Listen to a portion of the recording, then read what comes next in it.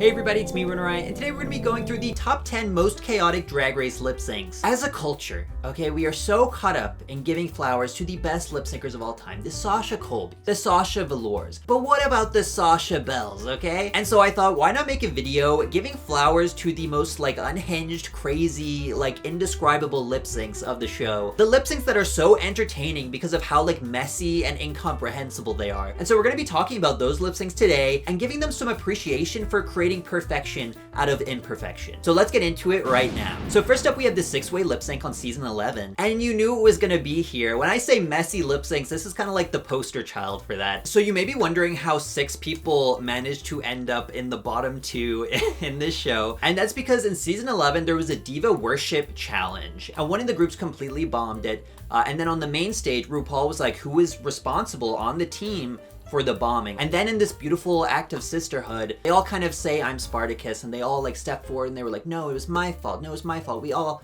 take responsibility. We're not going to throw one person under the bus. Only for RuPaul to put them all in the bottom as punishment for not throwing one person under the bus, which is a little, I think it's a little crazy because it's the whole messaging of this show. It's about community and solidarity and uplifting people. But then RuPaul says when you put that into practice, that's actually a bad thing, which seems a little bit incongruous with the messaging of this show, but it's a reality show at the end of the day, so I guess that takes precedence over everything else. But we end up with the most overstimulating lip sync of all time. They're forced to lip sync to Waiting for Tonight, Hex Hector remix by Jennifer Lopez. Love that song. But this song is kind of traumatic for me now, and I feel that's a common sentiment that's shared among people who have watched this lip sync, because I remember that I was in Boots after years after this lip sync, and I remember standing in the aisle and then this song came on and I was like, why do I recognize this song? What is it from? There's something that's calling to me from this. And then a war flashback, it kind of clicked and I was like, oh no, it's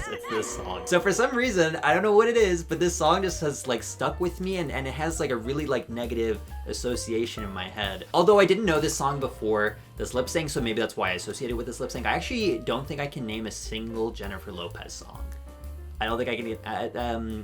The Pitbull, I feel she's done one with Pitbull. I feel that. I feel On the Floor, Dance on the Floor, on the floor, right? That's a Jennifer Lopez song, right? I used to live here. I used to live here. Okay, and what do you want me to do about that? Apologies to all the Jennifer Lopez stans out there. All 2 of you, I'm sure. I'm just kidding. I'm sure maybe she's big. I feel she might be big in America or something. I don't know. Next up, we have Mimi I'm First and India Farah lip syncing to Thelma Houston's Don't Leave Me This Way. And this lip sync is so chaotic, and it's pretty infamous in the show, but also kind of revered by the show itself, and it's referenced on the show a bunch, and I will explain why that is. So during this lip sync, Mimi I'm First becomes kind of increasingly desperate to be seen by the judges, and so then she starts blocking India Farah from the judges by standing in front of her. And then when India Farah gets annoyed by this, she kind of scoots by Mimi and then steps down off the stage. And then Mimi I'm First chases her, and then WWE picks her up over her shoulder, body slams her into a table. Okay, that part didn't happen, but that would have been cool if it did. And fun fact, apparently to get this shot, they had to redo this scene a bunch of times, and they had to film Mimi I'm First picking up India Farah a bunch in different angles and stuff. And this WWE move that Mimi I'm First did led RuPaul to say the famous phrase, drag is not a contact sport. But you know what? I kind of respect the hustle of, throwing someone over your shoulder. Why not? It would have been better if she had done something with her once she was on the, maybe Bane, where he snaps, maybe I shouldn't be, maybe I shouldn't be encouraging. I mean, I'm not encouraging. I'm just saying that would have been interesting. Definitely wouldn't have shut the show down, and she definitely wouldn't have gone to jail. They could have faked it or something. That would have been funny. I don't know, if they're gonna shoot it again to make sure they get the camera angles, why not go crazier? Why not have her be I don't know. Can I say that? Is that okay to say or no? Get back to me on that. I've just never been in a position where I've been yeah, I'm gonna pick someone up. But yeah, I respect the hustle, I respect the dream, and I respect the vision, even though I don't understand what the vision is. On that basis, good for her. So next up, we have the Conjoined Queens lip sync on season 7, where 4 queens lip sync to I Think We're Alone Now by Tiffany. This was because on that specific episode, they competed in a challenge called the Conjoined Queens Makeover, where the queens remaining in the competition were paired up with previously eliminated queens, and then they had to create an outfit where they were conjoined twins. which I've never really thought of how insane that challenge brief is, but it ended up actually being really entertaining. And when Ginger and Jaden ended up in the bottom of that challenge, they announced that they would be lip syncing with their, you know, conjoined twin, which leads to this very chaotic lip sync where you basically have 4 people on the stage that are kind of like stuck together in twos, and then they have like scissors and they're like cutting themselves out of conjoinedness, and it's like, and you have like the outfits falling apart and they're like rolling around on the stage together. It's actually a really great lip sync, and I love how they let the makeover partners lip sync with them, because I feel like if they were to do something like this today, they would not let that happen. It would just be Ginger and Jaden. But the fact that back then they allowed like the 2 makeover partners to be on the stage with them is kind of crazy, because like the 2 people who are already eliminated have like no stake in the game. Like Sasha Bell, if she liked Ginger, she could have just went over and stood in front of Jaden and blocked Jaden and made Ginger win.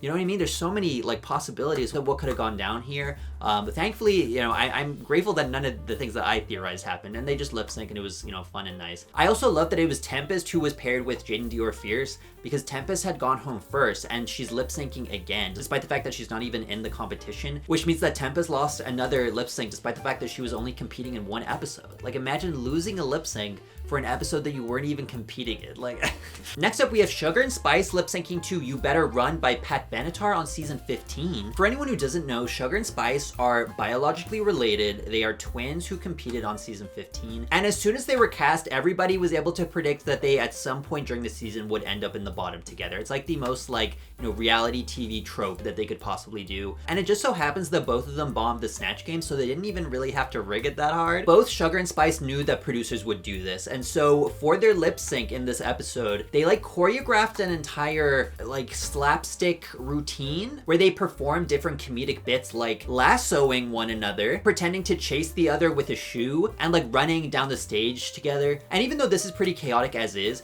it adds another extra layer of chaos because Sugar's wearing incredibly high heels, and she ends up falling like a bunch during the lip sync. And the falls are kind of like you know, they're not just like a little like trip or anything. It's like she's like proper flying across the stage. And so what you have is a lip sync where 2 people are doing like comedic sketches and one of them is just falling over like every 2 seconds. But a lot of people find this lip sync cringe. I am against that claim. I personally enjoyed this lip sync. I think it's goofy and stupid.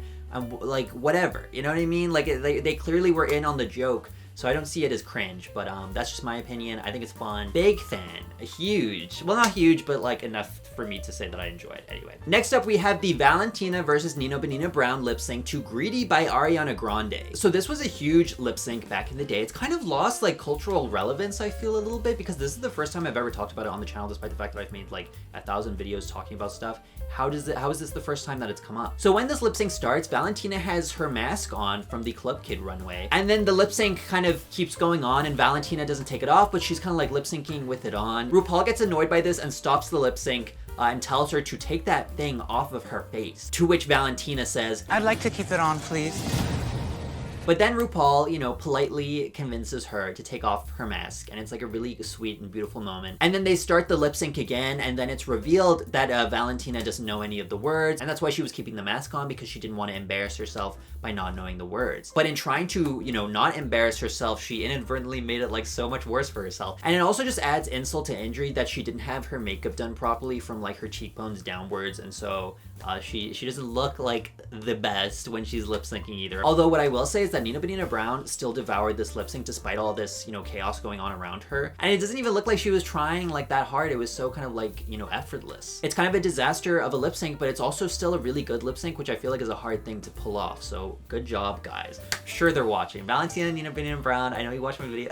So next up we have Venus Delight lip syncing to The Right Stuff by Vanessa Williams. So long before her claim to fame on My Strange Addiction, I am addicted to being Madonna. Venus Delight competed in the first episode of season 3 and she went home first. But in her lip sync before she went home, she was like a kind of like hostile. Like initially it started with some pushing, which is already a little bit questionable, but then it kind of like devolves as it goes on. And then eventually she starts like lassoing her like lip sync opponent. And then eventually she takes off her ponytail and starts like swinging it around, and then she like turns around to the back of the stage where everyone is standing, and then she like chucks it, and you can see like Raja and the other queens like literally blocking themselves to make sure they don't get hit by this like torpedo of a f***ing wig. Although my personal favorite moment from this lip sync is when Venus is all the way over here, the lip sync opponent is all the way over here, and then Venus runs across the stage just so she can push her. Like the pettiness of being like so far away and then running all the way over just to shove her is so funny. Now you may be wondering why Venus decided to do all this during the lip sync. And 9 years ago, there is a thread where she explains why she did this and why she was so kind of aggressive during the lip sync. On this thread, she was asked, "What's the T eyes emoji?" Scripted. Don't believe everything you see and hear. How many times did they make you film that lip sync, lol? I'll talk about it in my biography. Do I get one signed, kissy face? Only if you're, It must have been the wind. So next up, we have Silky lip syncing against herself. So on All Stars, there was a lip sync smackdown where everyone would compete in like a bracket thing, and they would have to win their way back into the competition. And Silky and Akira were supposed to lip sync to Barbie Girl by Aqua. First, we see Silky, who's dressed from head to toe in like this like indescribable outfit. I don't even know how I'd describe this. You know, like those photos of AI before it got good, and it was like a photo of something and you would be able to like kind of understand what it was, but the more that you look at it, you can't actually name anything in the photo because it's just incomprehensible. That is what this outfit is to me. And I love this outfit. This outfit is in my end screen. You'll see it later, but it's in my end screen that I use and my like banner for everything. It's then revealed on the main stage that Akira chose not to return to the competition to lip sync against Silky. And then in this crazy turn of events, Silky is given the opportunity to lip sync by herself on the main stage with no one else there, which generally they don't do. But the producers knew what they were doing. They knew that they would not pass up on this opportunity after seeing what Silky was gonna do, because Silky reveals from her indescribable outfit a half and half like body, where on one half it's Barbie and on the other half it's Ken. And then to Barbie Girl by Aqua, she sings all the Ken parts with the boy body and all the Barbie parts with the Barbie body, and she's like constantly turning around, like lip syncing against herself, like talking to herself. And RuPaul's face during it all is so funny because she's kind of like looking away, but like she can't take her eyes off of it. It's insane. Like the entire like section where she's rolling on the floor is so good. So next up, we have Milan and Madame LaQueer lip syncing to Trouble by Pink. Say the line, Bart! Love Pink.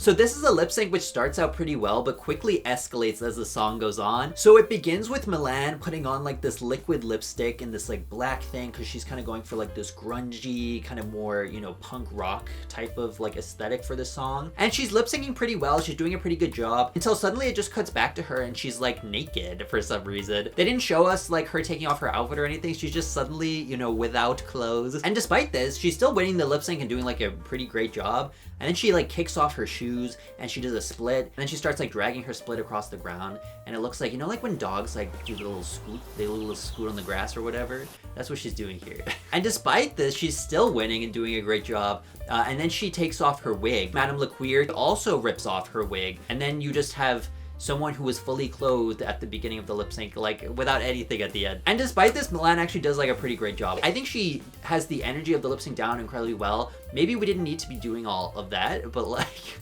listen, better to give too much than too little, that's what I say. So next up, we have Trinity the Tuck versus Latrice Royale lip syncing to You Spin Me Round by Dead or Alive. And guys, I don't want to talk about this one. I don't want to talk about this one again. I did this recently. I talked about it recently in a video, and the editing process took so long because I had to like blur out, you know, Trinity the Tuck's bits. And it takes a long time, and even me complaining about that right now is actually making me have to edit it longer, which is not good, so maybe I should have shut up. So in this lip sync, Trinity the Tuck tried to win over the judges with her comedic skills by wearing a bodysuit of an old woman with sagging parts. That is what we're gonna call them, sagging parts. That's the sequel to Tatiana's same parts, sagging parts. And during the lip sync to Dead or Alive, she, you know, in the song You Spin Me Right Round, she would take her parts and she would swing them round as the song would talk about it. You understand. You get me. I don't have to explain it much more. And then if we look at her partner, Latrice Royale was just rolling on the ground during this lip sync. We have a lot of rollers in the show today. A lot of people did not like this lip sync when it came out, saying that it was too try hard, I guess the kind of general sentiment was. Next up, we have Nina West versus Silky to No Scrubs by TLC. And this is the floppiest lip sync of all time in like the best way possible. It's just so bad, but it's kind of funny because it's so bad. You have, you know, Silky, who was hyping up her lip syncing skills all season. She eventually has to lip sync. She says she's gonna dominate. She goes in and it's just so bad. And she's at like the back of the stage and she's like doing like the splits, and then her hair gets like all in her face and she's like trying to like get it out. It's so funny. And then you had Nina West in the front doing this little like shimmy with her jacket. That was like the only emote that she had, and she was just spamming it the entire lip sync. And then you have someone who's like chaotically, you know, a mess in the back.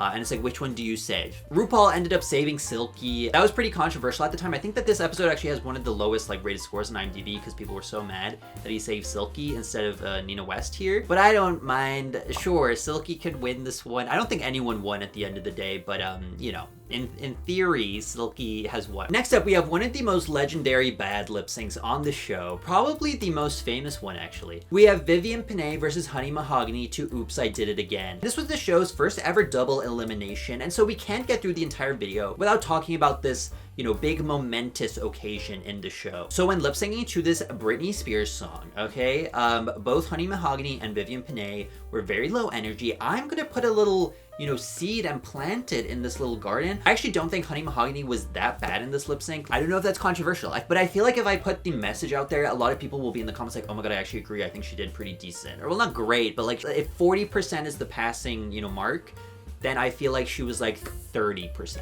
You know what I mean? Like she wasn't like 5% like Vivian Pinay was. Like Vivian Pinay had absolutely no energy, but I feel like Honey Mahogany had some cool face movements. I feel like she gave some face. She just didn't give a lot of body movements.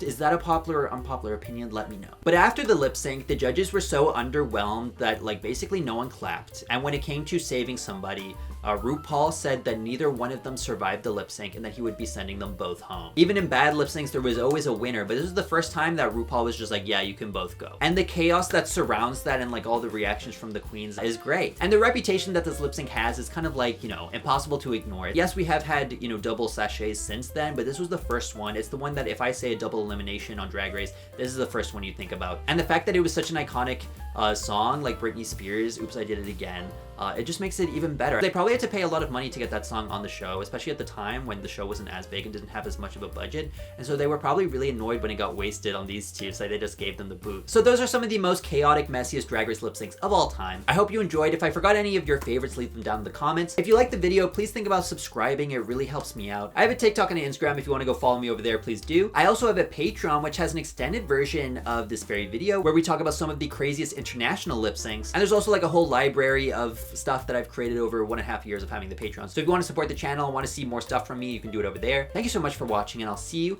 in the next video. Goodbye. In my restless dreams, I see those patrons. Brony RuPaul, California Gamer, Cass with the Ass, Celeste, Chaos Goblin, Cool Gal Nan, Count Kekula, Crazy Oats, Deadpool, Debs, did you just say Wig? Dip, Edgar Allan Pup, M, Emily Pratt, Eve, Yoon Wyatt, Frankie Deutsch, He Himster, Jabroni, Jack Hydrick, Jetta Like Jetta, Jamie James Bradshaw, Cal, Cat, Kylometers.mp3, Mr. Peralta, Mobster Lobster, Nora, Pure HX, Planet Daniel, Splurgle, Sunshine, The Almighty Anginator, Thomas, Tone, Vern Wisner, Vico Pop, Vito Ruiz, and Yuno. Sometimes I wonder, do my references to like niche things, like, do they kind of ostracize people? Do people go like, what is going on right now? And if you do feel like what's going on right now and you don't get this reference, do you like it? I feel like if I was on the receiving end, I'd be like, oh, this is kind of quirky and weird. Like, what is this referencing? And then I would feel like there's kind of more lore to the videos than, you know, what meets the eye, and I would enjoy it. But, you know, sometimes I do wonder, like, do people like zone out when I do stuff like this? Regardless, thank you so much to every single one of the patrons. I appreciate your support. You allow me to do stuff like this and do it for a living, which I really appreciate. Have the most wonderful day of your life. I'm gonna go wait for my husband to find me in a foggy town somewhere. Goodbye.